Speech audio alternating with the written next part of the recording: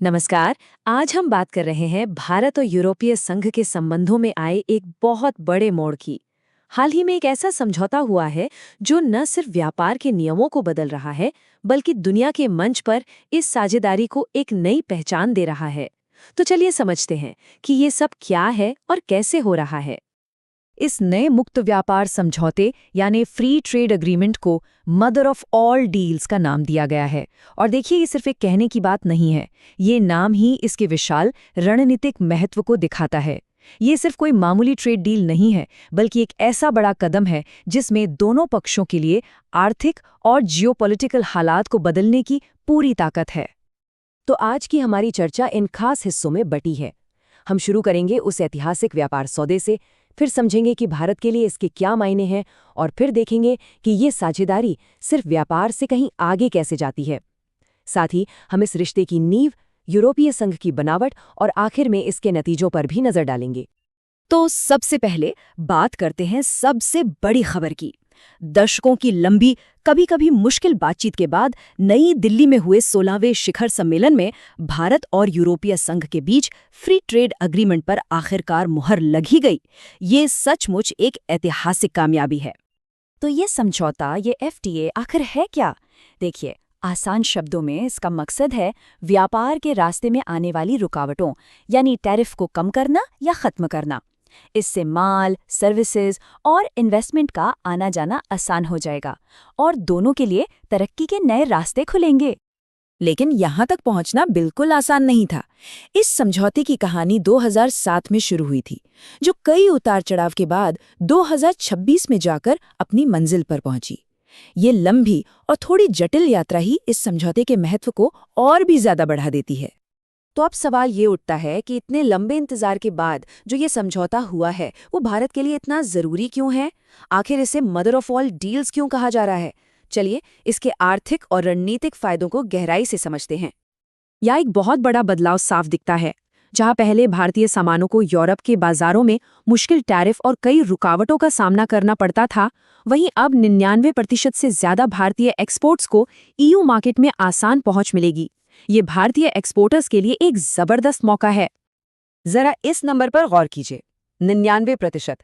ये आंकड़ा अपने आप में बहुत कुछ कह जाता है। इसका मतलब है कि भारत से एक्सपोर्ट होने वाले लगभग हर प्रोडक्ट को यूरोपीय संघ के बाजार में या तो बिना किसी टैरिफ के या फिर बहुत कम टैरिफ पर एंट्री मिलेगी। और इस डील का सबसे ज्यादा फायदा किसे मिलेगा? वो हैं ये sectors: textiles, James and jewellery, leather और एग्रीकल्चरल प्रोडक्ट्स। ये सभी वो सेक्टर्स हैं जिनमें बहुत से लोगों को रोजगार मिलता है और इन पर लगने वाला टैरिफ लगभग तुरंत जीरो हो जाएगा। इससे इन सेक्टर्स को सीधा बूस्ट मिलेगा। अब इस समझौते के पैमाने को देखिए। हम बात कर रहे हैं 2 अरब लोगों के एक मिले जुले बाजार की, जो दुनिया की कुल जीडीपी का लगभग 25% हिस्सा है।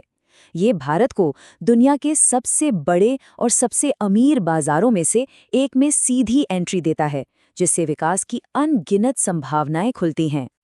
और बात सिर्फ टैरिफ घटने तक ही सीमित नहीं है। ये सौदा भारत के बड़े आर्थिक लक्ष्यों को भी पूरा करने में मदद करेगा। ये मेक इन इंडिया को ताकत देगा, हमारे एक्सपोर्ट मार्केट्स को डाइवर्सिफाई करेगा, सप्लाई चेन्स को और मजबूत बनाएगा और विकसित भारत एट 2047 के विजन को हकीकत बनाने में भी एक बड़ा रोल निभाएगा। लेकिन जैसा मैंने कहा, ये समिट सिर्फ व्यापार के बारे में नहीं थी। बिल्कुल नहीं। इसने तो भविष्य के लिए एक ऐसे बहुआयामी रणनीतिक गठबंधन की नींव रखी है जो व्यापार से कहीं आगे जाता है। इस समिट में टुवर्ड्स 2030 नाम का एक नया एजेंडा भी अपनाया गया। आप इसे एक रोड मैप की तरह समझ सकते हैं, जो 4 मजबूत पिलर्स पर टिका है: प्रॉस्पेरिटी और सस्टेनेबिलिटी, टेक्नोलॉजी और इनोवेशन, सिक्योरिटी और डिफेंस, और कनेक्टिविटी और ग्लोबल मुद्दे। ये हर दिशा में साझेदारी को गहरा करने का एक ब्लूप्रिंट है। और इस साझेदारी की गहराई इन दूसरे समझौतों से और भी साफ हो जाती है। सिक्योरिटी और डिफेंस से लेकर मोबिलिटी, ग्रीन हाइड्रोजन और फाइनेंशियल रेगुलेशन तक कई अहम क्षेत्रों में समझौते हुए हैं, जो दिखाते हैं कि ये रिश्ता कितना व्यापक हो चुका है। देखिए, आज हम जिस मुकाम पर हैं, उसके महत्व को सही से समझने के लिए हमें थोड़ा पीछे जाना होगा। इस साझेदारी की नींव को देखना होगा। ये रिश्ता कोई रातों रात नहीं बना है। इसके पीछे एक लंबा इतिहास है। 1962 में डिप्लोमेटिक रिश्ते शुरू होने से लेकर आज के इस मजबूत रणनीतिक गठबंधन तक ये रिश्ता लगातार आगे बढ़ा है। हर पड़ाव जैसे 2004 में इसे स्ट्रेटेजिक पार्टनरशिप का दर्जा मिलना इस रिश्ते को मजबूत बनाने में एक मील का पत्थर साबित हुआ है। और ये जानना भी बहुत जरूरी है कि यह साझेदारी सिर्फ घोषणाओं तक सीमित नहीं है। इसे जमीन पर उतारने के लिए ट्रेड एंड टेक्नोलॉजी काउंसिल और India middle east Europe economic corridor जैसे ठोस मैकेनिज्म बनाए गए हैं। ये असल में सहयोग को आगे बढ़ाने वाले प्लेटफॉर्म हैं। अब जब हम इस पार्टनरशिप की अहमियत समझ चुके हैं तो चलिए बहुत संक्षेप में ये भी समझ लेते हैं कि भारत का ये पार्टनर यानी यूरोपीय संघ आखिर है क्या। यूरोपीय संघ यानी EU 27 यूरोपीय देशों का एक अनोखा इकोनॉमिक और पॉलिटिकल यूनियन है। ये सभी देश शांति, समृद्धि और कुछ साझा मूल्यों के लिए मिलकर काम करते हैं और यही बात इसे दुनिया में एक बहुत शक्तिशाली ब्लॉक और भारत के लिए एक अहम रणनीतिक पार्टनर बनाती है।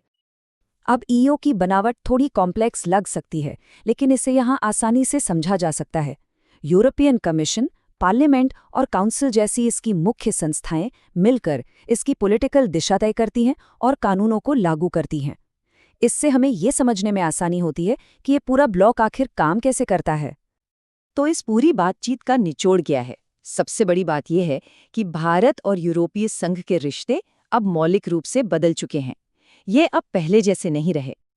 ये पार्टनरशिप अब सिर्फ एक लेन देन के रिश्ते से कहीं आगे बढ़कर एक गहरे रणनीतिक और भविष्य को देखने वाले गठबंधन में तब्दील हो गई है। आज की इस जटिल दुनिया में दोनों एक दूसरे की ग्लोबल स्ट्रैटेजी के लिए एक मजबूत स्तंभ बन गए हैं। और आखिर में एक बड़ा सवाल हमारे सामने आता है। जैसे जैसे दुनिया की जियोपॉलिटिक्स बदल रही है, ये मजबूत होती भारत EU पार्टनरशिप आने वाले समय में दुनिया के मंच को कैसे प्रभावित करेगी। ये सिर्फ एक द्विपक्षीय रिश्ता नहीं है, बल्कि एक ऐसा गठबंधन है जिसमें ग्लोबल लेवल पर असर डालने की पूरी क्षमता है।